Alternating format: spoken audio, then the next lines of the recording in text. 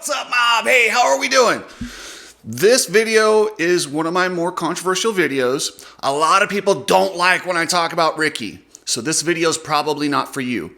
Also, a lot of people don't like when I talk about some politics, and I'm gonna talk about some of that stuff too. So if you don't like any of that, you can just turn it off now. You don't need to complain. Just let me know, or I'm giving you a fair warning. This video is not for you. And talking about politics is probably why I'm getting people that are being unsubscribed without them doing it, without their knowledge. So double check, make sure you're still subscribed. If you are, thank you. If you're not, I would appreciate it if you do. So let's get into this, guys. You need people like me so you can point your fucking fingers and say, that's the bad guy. So I noticed when I edited my last video, I actually forgot to talk about Jelik Swole because I never got an update. I've texted him. I asked him how he was doing. I text him again today to see if he's all right. Crickets. That's scary. That means it's probably something that's a big deal. Usually when these guys are okay, they get right back to me and say, yeah, I'm going to be back. That means possibly there's a bigger injury. They're looking for a replacement. Something's going on. But Jelik was, in one of his, I heard a comment somewhere where he said he thought he had the line on Max Anstey. They collided right before that section, and I'll show it to you right here. Well, to me, that's just kind of a racing incident. That stuff happens early in the race. And I know Jelik wasn't happy with Max because he had the wheel on him and he wanted Max to check up. But I don't think Max knew he was coming over the inside like that. And Max is drifting out of that nasty, slippery sand section. And they just came together. And it sucks. And it's a huge bummer. And Jelik is one of my favorite guys. And I had actually picked him for the podium because I think he looked really good on that Triumph. And he's got talent, man. This guy's won an outdoor national. Jelik, gosh, I just want to see him get through a Supercross season healthy, much like a lot of the other guys. But man, Supercross is a brutal sport. And I want to respond to a lot of you guys. My video the other day where I said they should absolutely not have let Austin Forkner walk off. A lot of you guys are like, well, if he's awake and he says he can, well, he can. Well, if you've been knocked out, you're not conscious. And I do not want to take away anyone's rights. That's not what I'm trying to do. I'm all for live and let live, and you do you and I do me.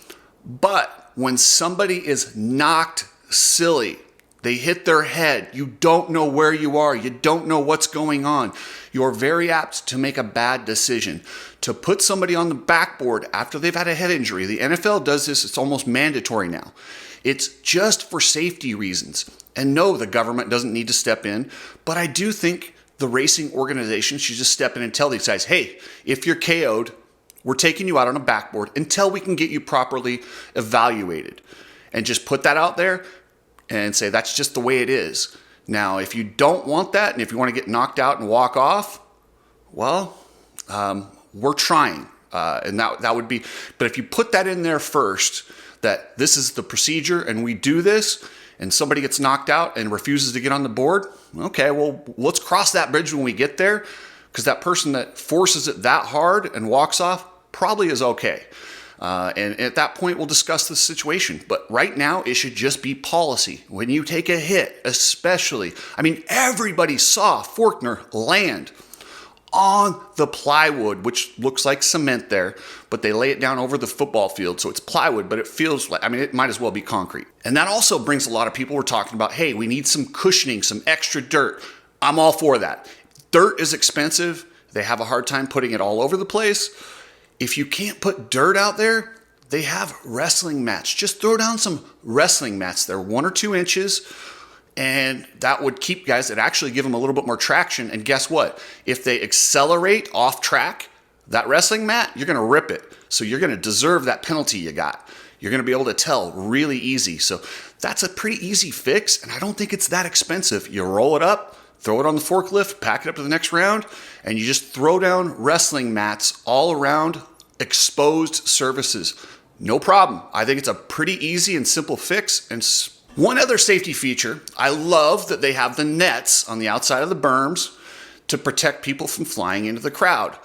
Where we need to add them, almost like a catch gate for, like big slalom skiers and stuff, in between the lanes. Yes, I know it will obstruct the view a little bit, but it's going to prevent, somebody's going to die. what's going to happen is one of these guys is going to go left on the triple and land on somebody going the other direction. It will be catastrophic. We saw a taste of this when Hardy Munoz went into that, right over into the whoops off that jump when he got hit by Brock Pappy.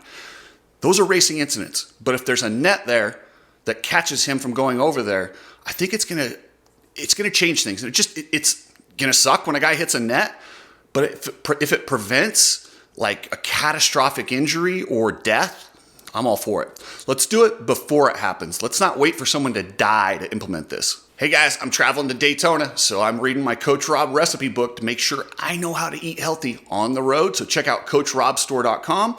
Epic Garage Designs. They got racks, flooring, you name it. Hit up Epic Garage Designs. Ride Strapped. If you want your goggles, your shirts, just a cool company, strap.com or ridestrap.com. And then if you're shipping anything, use Precision Transport. Precision Transport is awesome. Best trucking company ever. Pretransport.com. All right, guys. So I first want to talk about Ricky and the first thing I noticed on the night. He does pretty good with Wygant. Wygant definitely improves Ricky's announcing his skills significantly.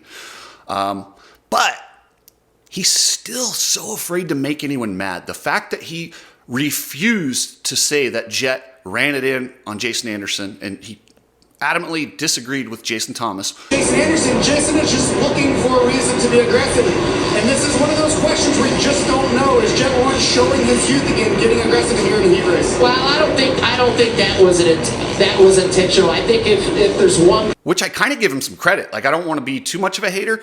That's the first time he actually shared an opinion. Now, to me, the reason he shared the opinion was because he was trying to not make anyone mad, because how dare he actually stir the pot a little bit and let us know that Jet actually did run into him on purpose. But he stood his ground, so I will give him a little bit of credit on that. At least we got some sort of an opinion, even if it was a cowardice one. Obviously, the first turn crash derailed any result we might have seen, but those 3 weeks in between Detroit and now have made a huge difference. But I did notice, watch Ricky. He's coming hard at Jason Thomas. I think he understands Jason Thomas is a way better announcer than him and may be a threat to him. So he's kind of counteracting the things he said. JT makes this point about Deegan needing those 3 weeks. Carmichael comes over the top and says 3 weeks is nothing. not really. No, not alone. Unless you have a big base, but yeah, 3 weeks isn't. Those are the little things he started to do when you saw the cracks between him and Daniel Blair. So that's something to watch moving forward. Ricky has spotted a threat, and I think he's got him in the targets. Jason, as the night goes on, and what I mean by that is the corners, they're going to get more running out. I have to laugh. Why does he always say, what I mean by that? And what I mean by that is, if you explained it right the first time, you don't have to re-explain it again.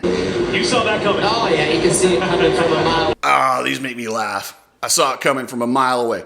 Yeah, hey, guess what, Ricky? We all saw it coming from a mile away. When a guy sets up on the inside, thank you for taking credit for always spotting it. He tries to give Fortner a little elbow grease. It doesn't work. And this isn't bad. It does make me laugh when he says giving him some elbow grease, but that's just me being. I just like it. Just makes me laugh, so I put it in here. He's back up here making some laps, and this is. It does annoy me when he says stuff like making some laps. You're not the play-by-play. Leave that to Jason Wygant. You like as a color commentator, you bring in your opinions. The race action, the making laps type of conversation, that's Wygant's job. You'd think by now he'd understand that. Or maybe, I don't know, I wish he took as much care or worked as hard at being an announcer as he did as a racer, because there's make no doubt, he's the best racer to ever do it. He pushed things to a level that people wouldn't go on the track.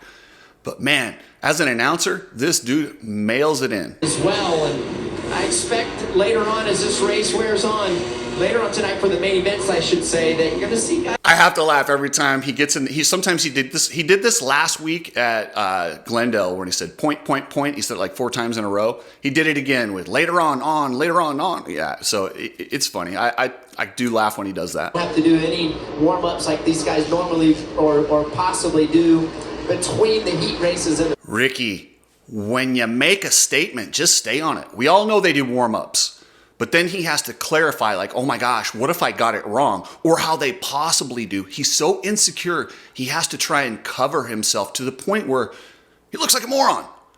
Just stick with it. It was perfect. What he said the first time, don't have to do any warm-ups like before he tried to soften it up. These guys normally or possibly do between the heat races and You don't need to qualify it. right now. This next lap is going to be fun to watch. Why does he always say, this next lap's going to be fun to watch? Don't tell me it's going to be fun to watch. Racing, it's just fun to watch. Tell me what specifically to look for. This next lap's going to be important to see if you can pull away. Not, this next lap is going to be amazing. Watch. Well, yeah, we're already watching, Ricky. Right here, what is Austin going to be able to do when everyone is in the race? What is he going to do when everyone is in the race? Guess what, Ricky? They were all in the race last week, too, or two in Detroit. They're all in the race every week. That's what they line up for. They're all in the race. What he meant to say was when all the top players made it through the first turn. That's it. So, gosh, I wish he was better with words. And you'd think as a professional announcer, he would practice these things. I don't think he does. I really don't. I don't think you could be this bad and not practice. Like I said, if he put an 1/8 or even a 1/12 of the effort he put into his racing career, he would be a decent announcer. And Wygant does a great job at covering for him and like picking it up, but Ricky's bad. Side prevails. Working for McAdoo as well. Yeah, that was a twofer. I love that he coined twofer. That's probably one of the best things I've ever seen. But he coined twofer when a guy passes two at once, not when a guy gets passed, settles in, and gets passed again. I don't know what that is, but he called it a twofer. You coined it. You're the one that coined a twofer. You made that word. At least use it the way you made the word. Sometimes I feel like it can mess with riders when you hear, and I always feel like the lappers are harder. He's got a lot of speed right now. I feel like if he's able to make it past. Stop qualifying your opinion with I feel like. We know you feel like because you're telling us. You don't have to qualify it with you feel. That precision has to be on point to get over the back. Precision has to be on point. Your precision has to be on point. Isn't that the same thing twice? If so, this is going to be fun to be stay tuned into. Yeah, but you're... It's going to be fun to be stayed into. I got to hear this one again. This is going to be fun to be stay tuned into. Yeah. Oh, poor Ricky. But hey, he's giving me some good laughs. I'll give you that. Now I'm just kind of watching it and I look at my friends who I watched the race with and I'm just like, did you hear that? And some of my friends aren't big race fans, so they don't understand what he was talking about. When he said that about the whole field, everyone's there. She's like, well, aren't they there every week? I'm like, yeah, they are. And then I explained to her, I got what he meant. I understood what he meant. But most people, and they talk about dumbing it down for the regular people, that's not it. So nobody told him to do that. That's just Ricky being Ricky. Now to my politics take. Now this is kind of weird. Now I was listening to the Racer X podcast with JT, Weege, and Mathis. They do a wrap up every week. It's a great podcast. It really is. Despite my dislike for Steve Mathis, it is a really good show. But JT and Steve this week got into an argument about Steve seems to think that Eli Tomac isn't a contender. Seriously, he said it's ridiculous to think that Eli Tomac is a contender for the title. JT's like, huh? What are you talking about? Did you not just see Beast Mode? He's just, 12 points out? I don't know how on earth you can't call a two-time champion, the second winningest rider in Supercross, who just went Beast Mode and got second place, a contender. He didn't say he's going to win it. He didn't say he's guaranteed. He didn't say he was the favorite. He said he was a contender. He had a chance at it. And what Mathis did is what a lot of people do in politics right now, and it's what makes politics wrong. Somebody will make it. Steve probably a couple weeks ago said he wasn't a contender. And instead of letting new information come in, watching Beast Mode and looking where they're at, seeing Jet making a few mistakes, instead of evaluating the information given to him that would say that previous opinion wasn't accurate, he sticks to it and he argues. He's not arguing. He doesn't honestly believe what he's saying. He's making an argument to defend what he said before. And that's what so many people do. You got to be able to separate and analyze information, new information, old information. If you thought the virus was deadly and it was going to kill everybody, well, guess what? It was pretty bad. It had its moments, but you have to evaluate it now that we're out of it. You can't still say that. It wasn't what it was. You have to take the new information, analyze it like it's brand new, not that you're just defending the position you took because you called people crazy things. That's what's wrong right now. And that leads me into Trump. This is so weird. Can somebody, and I'm not lobbying for Trump, I'm not talking about, and I actually want to hear from some people who dislike Trump. Please explain to me this lawsuit. The way this lawsuit was explained to me is his income was overinflated, which I think almost every business person does. I think people that buy houses, people that buy cars, you want to guess on the high side to get the loan you're looking for. And yes, I know that kind of caused the house collapse, but if you pay the loan back in full, how is that a crime? I feel like, I don't know. I just think that's stupid. Now, had he defaulted on this loan and inflated all that to get all this money, yeah, that's a problem. But I don't understand how are they prosecuting on, like, he paid the loan. It's already done. They went back just, that just tells me there's a witch hunt on Trump because, look, I don't know. I want to see some more stuff about the Biden laptop and his Ukraine connections. Those are things I really want to know. I really don't want to hear about this guy who overinflated his income to get a loan that he paid back and is paid in full. I don't understand how that's even a problem. Now, like I said, had he defaulted on that loan, that's a problem. So I don't know, guys. You tell me. Somebody that hates Trump, please tell me why this is a big problem. I don't think it is. Like I said, if you want to prosecute people who overinflate and don't pay, no problem. But if you want to go after people who actually pay their debt, I'm sorry, I don't get it. I don't get it. All right, guys. Well, that's it for the Ricky and the politics for a little while. I will catch you guys later, but I thank you for subscribing.